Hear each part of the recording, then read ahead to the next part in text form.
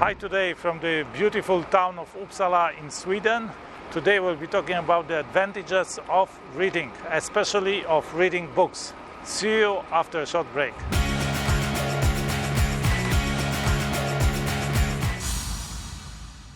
Hi again from Uppsala. What are the advantages of reading books? And we are not talking here about the obvious stuff like you get knowledge or you increase your imagination.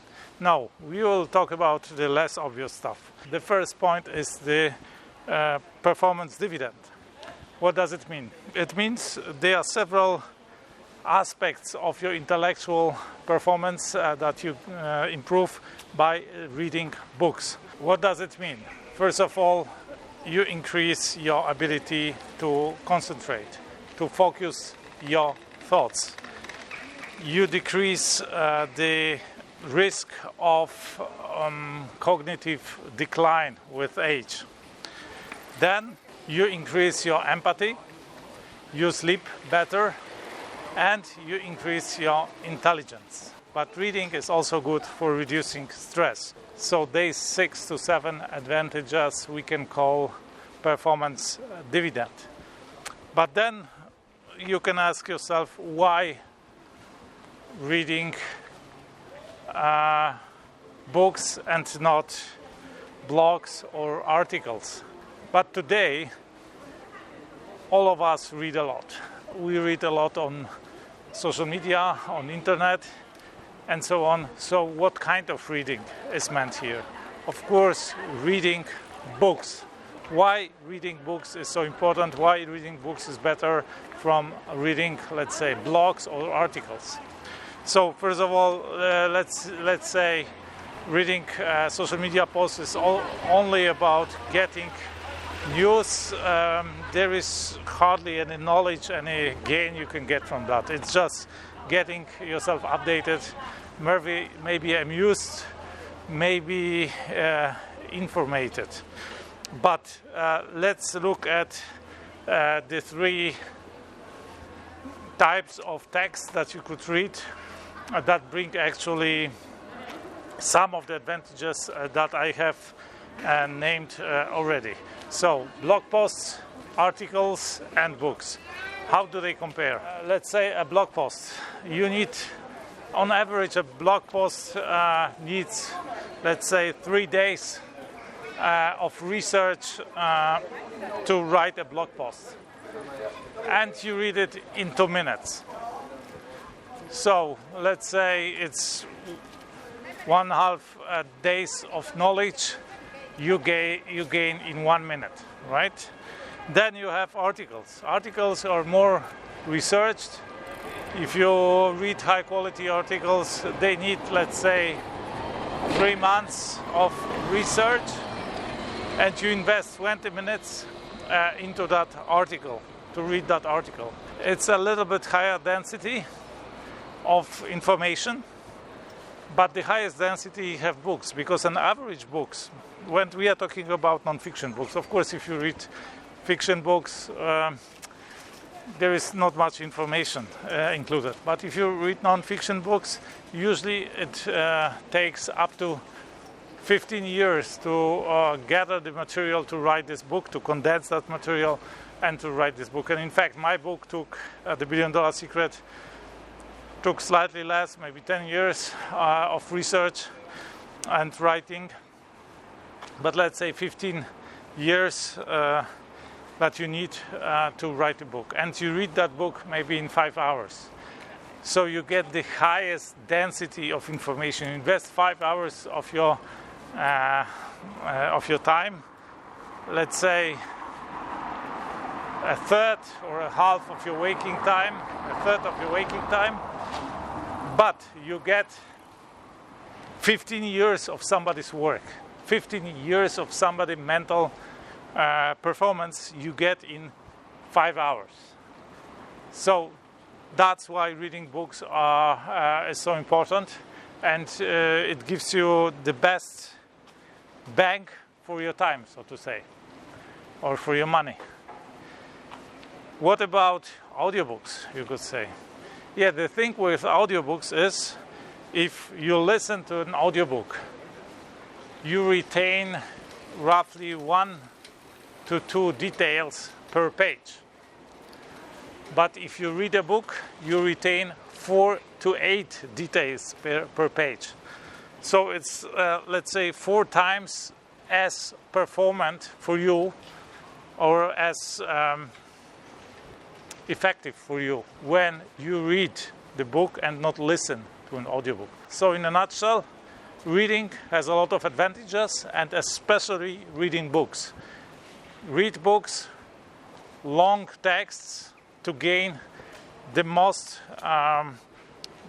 density of information, of knowledge, and read them instead of listening to them, because then you can retain the most of it. Why am I talking about this here from Uppsala in Sweden?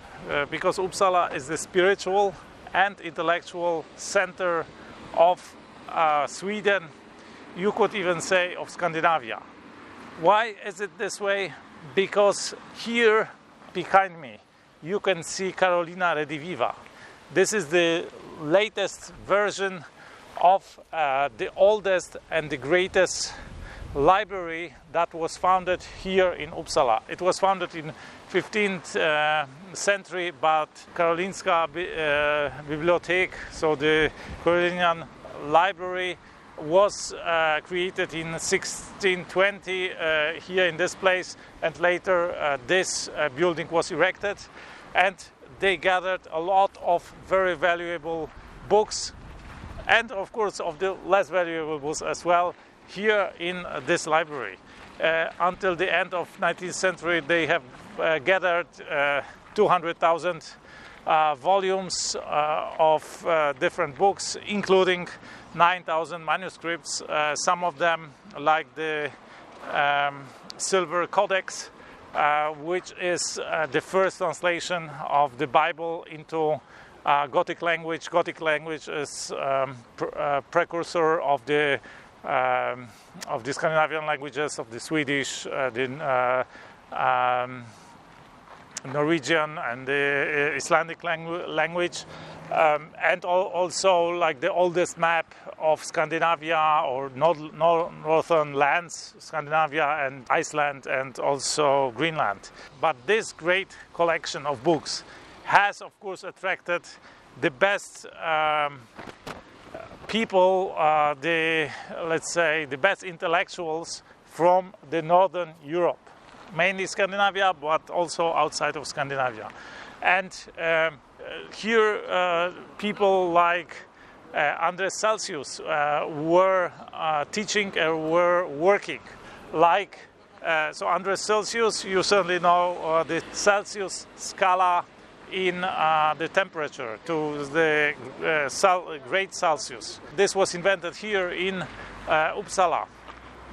Also Carl Linnaeus was working here and for many years, and he was also teaching here.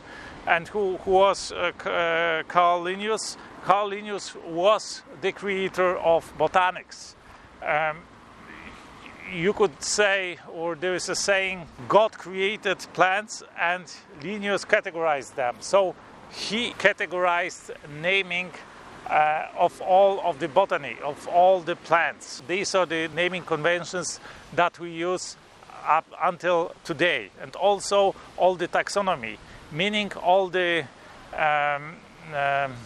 divisions within the world of the plants. Like, I don't know, I am not a botanist, so if you are, you can comment below.